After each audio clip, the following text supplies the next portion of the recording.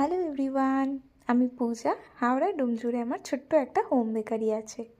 আজকে তোমাদের সাথে একটা 2 পাউন্ডের কেকের ডিজাইন শেয়ার করছি।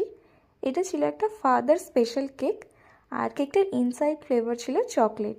অনেকদিন পর একটা চকলেট ফ্লেভারের কেক বানাচ্ছি। তো নর্মালি যেটা হয়, আমি সব থেকে বেশি এখন বাটারস্কচ ফ্লেভারেরই কেক বানাই।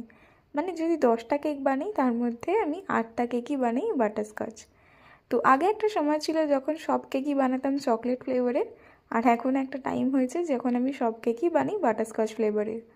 মানে একবার কেউ বাটারস্কচ ফ্লেভার টেস্ট করার পর সবাই বাটারস্কচ ফ্লেভারই পছন্দ করে।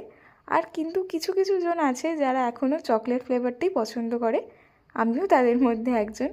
যতই বাটারস্কচ ফ্লেভারটা সুন্দর হোক, তবুও আমার শেষ অবধি চকলেট কেকটাই পছন্দ হয়। চকলেট ফ্লেভারই আমার সবসময়ই পছন্দ।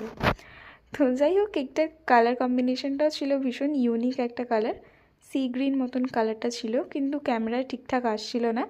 কোনো সময় ডিপ কালার আসছিল বা কোনো সময় স্কাই কালার আসছিল। তো যাই হোক, কেকটার মোটামুটি ওয়েট করে দেখিয়ে দিলাম। কেকটার ফাইনাল যে ফিনিশিংটা, সেটা করার পর নিচে একটা বর্ডার করেছি, আর ওপরে একটা স্পাইরাল মতন ডিজাইন করে দিয়েছি।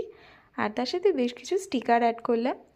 তো এই স্টিকারগুলো আগে থেকেই আমি ভালো মতন করে কাট করে নিয়ে আর টুথপিক দিয়ে অ্যাটাচ করে রেখেছিলাম। এখন জাস্ট অ্যাড করে দিলাম।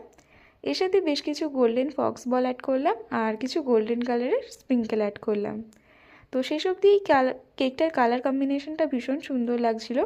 মানে এই সি গ্রিন কালারটার সাথে গোল্ডেন কালারটা, তার সাথে এই স্টিকারগুলো মিলিয়ে সামনে থেকে কেকটা ভীষণ সুন্দর দেখতে লাগছিল।